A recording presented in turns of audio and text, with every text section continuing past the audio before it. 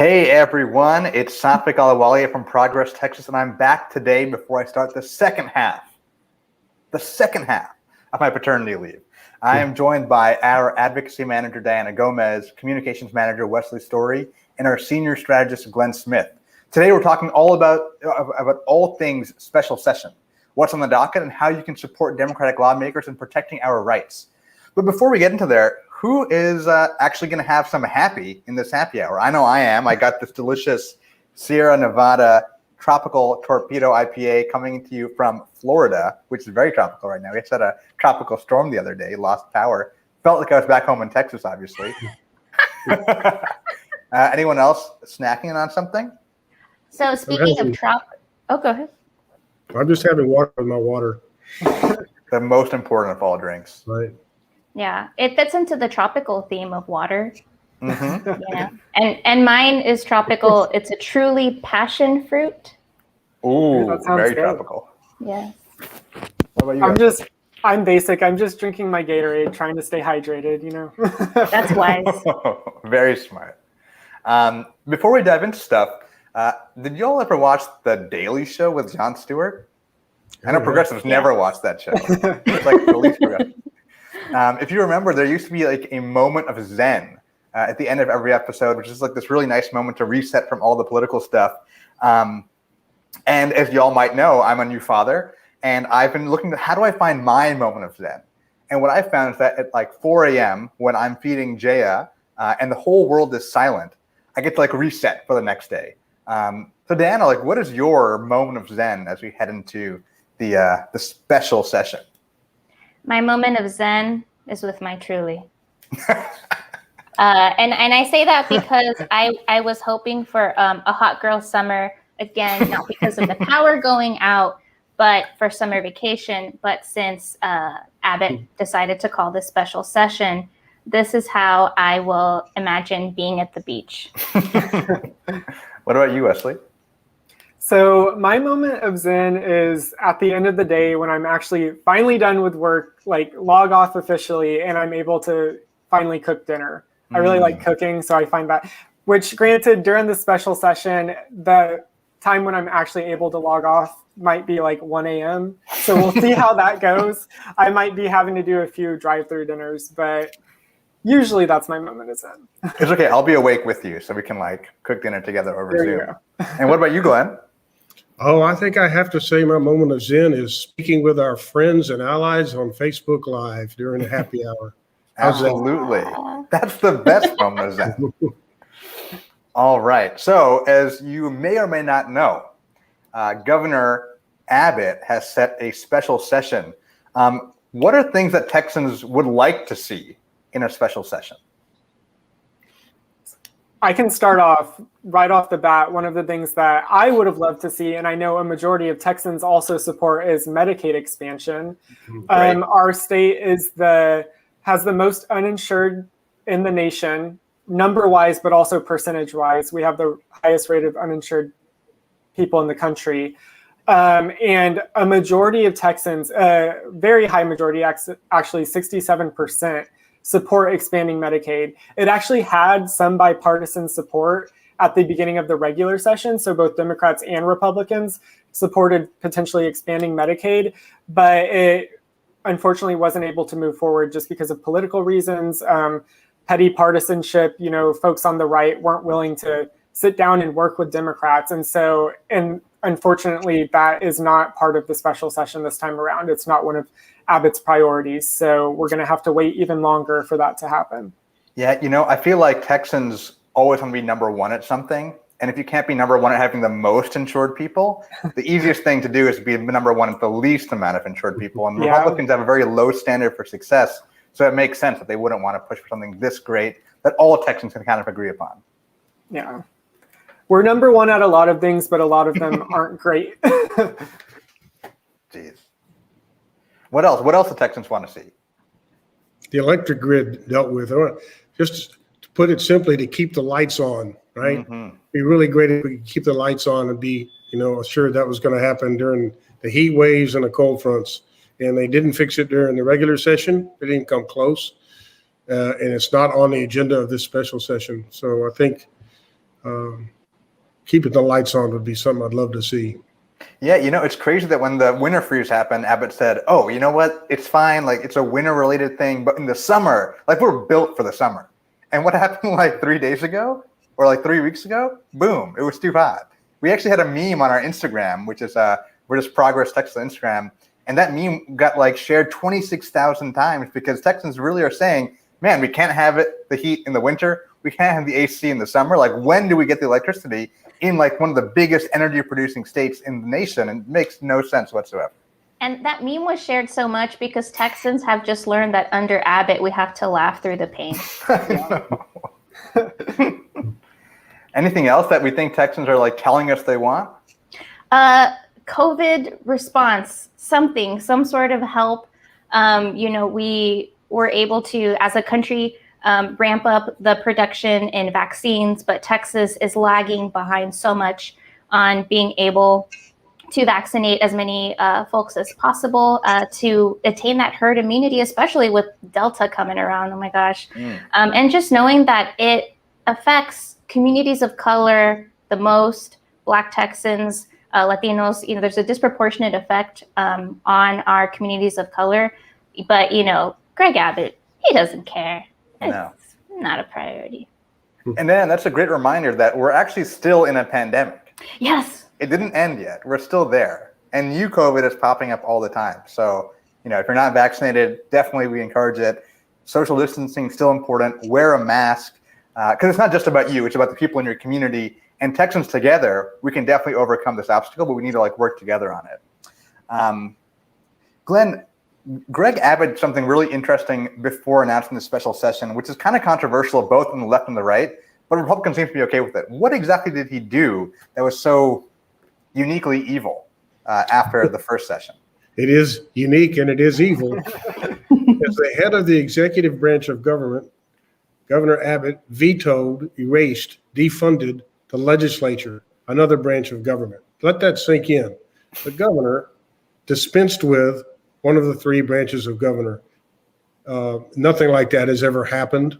It's now being challenged directly at the Texas Supreme Court by legislative employees, by legislators, by the AFL-CIO.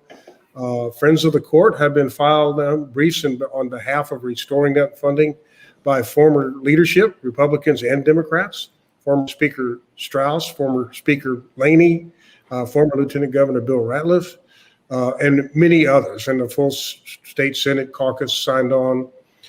So we don't know what's going to happen because what you have is a governor threatening the livelihoods of legislators and their staffs unless they do exactly what he wants. If everybody should be able to understand that, pretty much destroys the theory of democratic government. I don't know what the Supreme Court will do. They're all Abbott appointees. They're all Republicans, and they go with him. But they'll have a hard time. They may just try to duck it, right? It's because I can't imagine them saying, no, it's okay for one branch to eliminate another branch of government.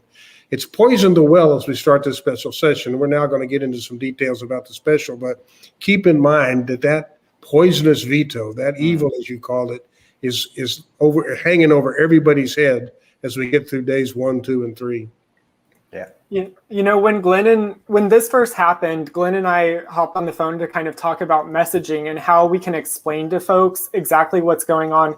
And one of the things we talked about, if maybe you're having a hard time understanding how big of a deal this is, think about if President Biden were to defund Congress because he didn't like something that they were doing. Congress is a equal branch of government to the executive branch. Biden's in charge of the executive branch, but Congress is its own branch of government. It's supposed to act as a check on the executive branch and on the judicial branch.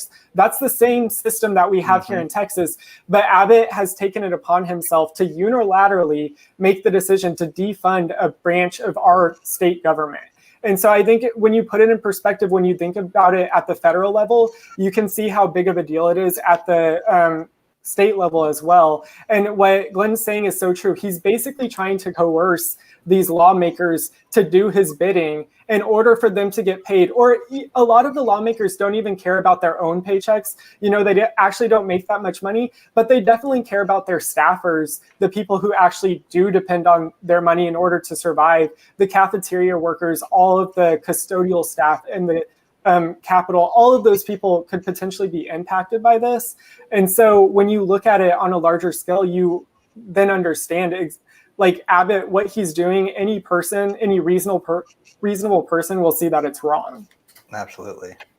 Oh, it's very, very true. One thing you just mentioned, Wesley, is interesting. Abbott vetoed Article 10. That's the entire legislature. After he did it, somebody reminded him that the little pittance of a salary for lawmakers, $600 a month, is actually in the Constitution. He can't veto a constitutional provision, and he had to back up and admit that. So it is all the salaried employees of the legislature, 2,000 plus, are the ones that, at risk here and already suffering in many ways because of the veto, even though it wouldn't take effect till September 1st. And it's already caused them a lot of pain, and they're having to look again at their finances, and maybe they were going to move, but now they don't. Maybe they're going to have a child, but now they're not. All those worries have hurt them already, even before the cut is real. Yeah, absolutely. So Diana, we have all the things Texans want, which we don't get because we can't have nice things all the time. Abbott is basically an authoritarian and trying to force Democratic lawmakers to vote for bad stuff. What are these really terrible things he's trying to force us into doing? So many bad things. We're basically governed by a child who is throwing a tantrum and is just trying to have us relive this nightmare of another session, but in a condensed time at warp speed. So it's like level 2 of this terrible video game. You just have to do faster, and it's a lot worse. And there's zombies because these dead bills have revived. Anyways, I'll start with that comparison. But one of the really bad things he's pushing onto us is, abortion restrictions. A lot of folks were, especially in the abortion advocacy world, thought, what else can he do? He already tried to unconstitutionally, because it's unconstitutional, ban abortion, which will be met with lawsuits. And abortion is still legal in Texas. Very important for folks to know. But he is trying to take away medication abortion. Medication abortion is so safe and it's so effective. A lot of folks have done it.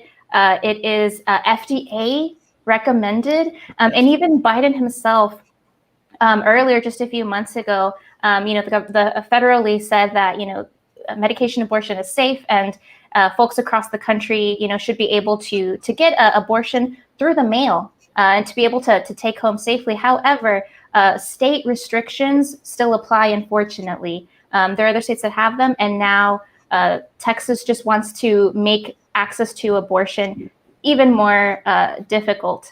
This bill was just filed this morning by Senator Lucio, one of our faves. And the hearing will already be happening tomorrow morning, or tomorrow or earliest at around noon. So if folks wanted to go and testify against it, it'd be great to get there tomorrow morning. But it's scheduled for tomorrow. It's happening really fast at rapid speed. Again, medication abortion is safe and effective.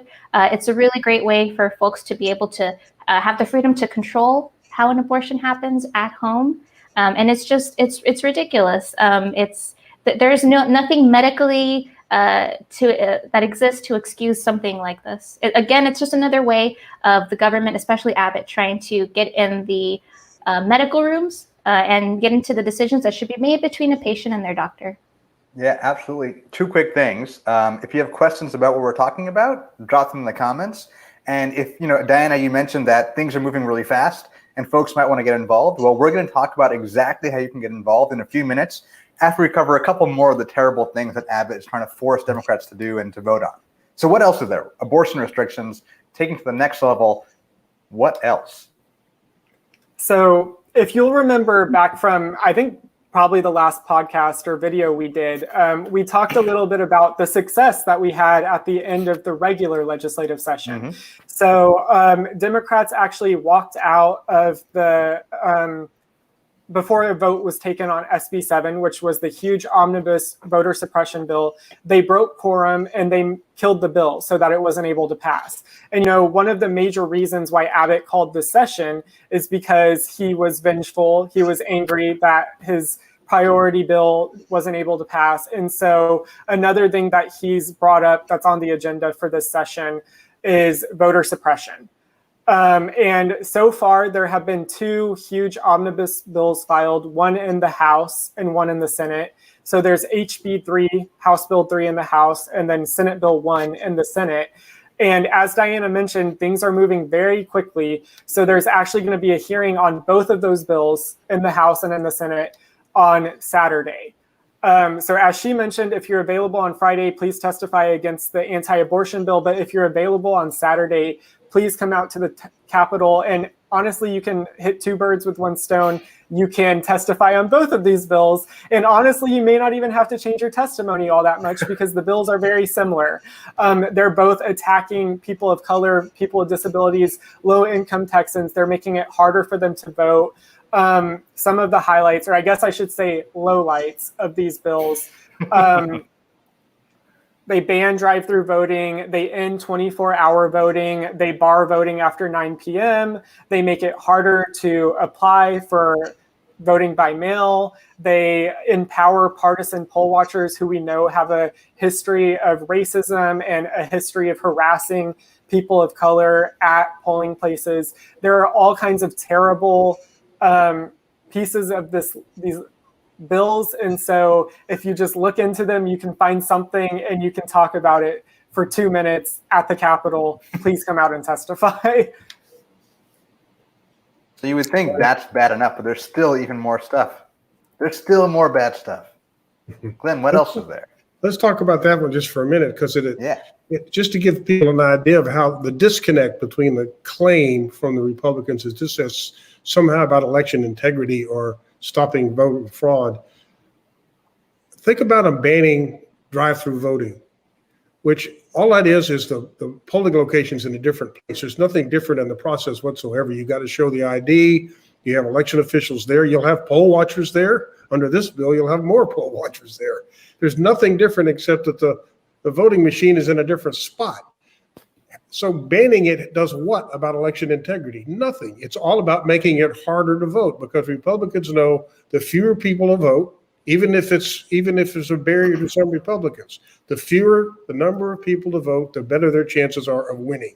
And that is the purpose of both of these bills as we rerun the regular session and the special.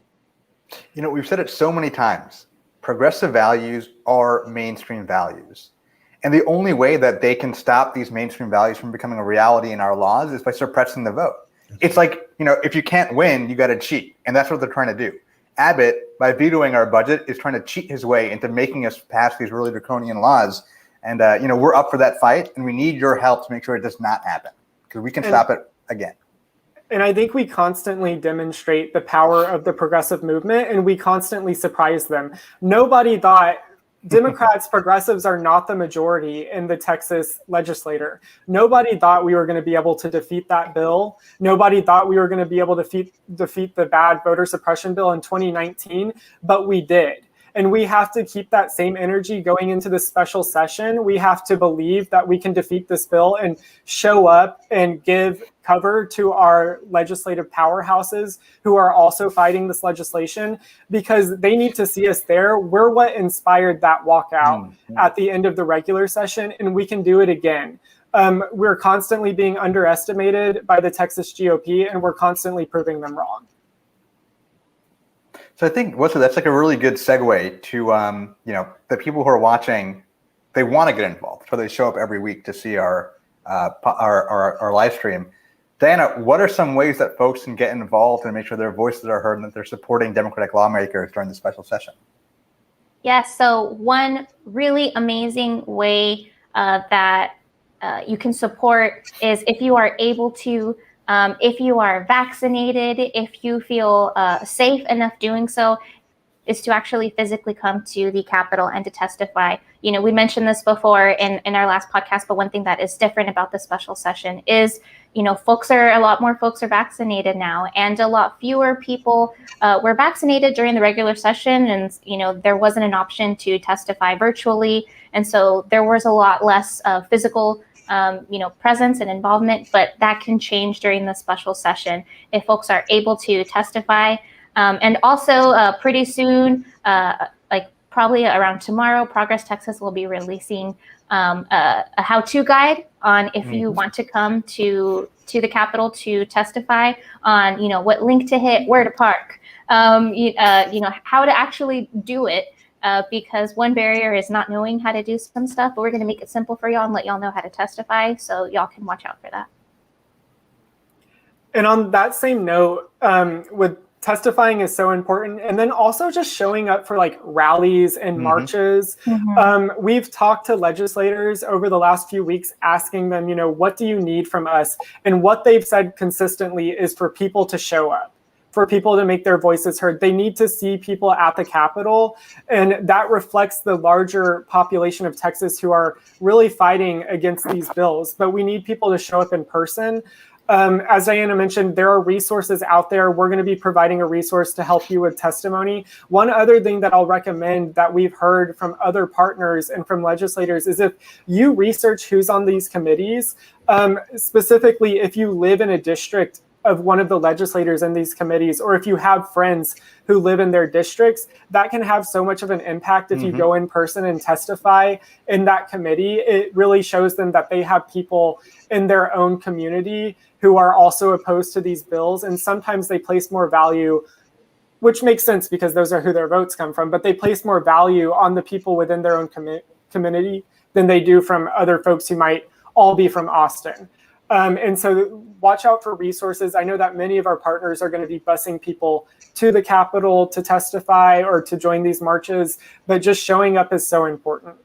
And when it comes to showing up, whether it's for a rally or to testify, there are a lot of folks that feel very intimidated by that process, that think, well, I'm not an expert on voting. I don't have a PhD in, reproductive health care or whatever.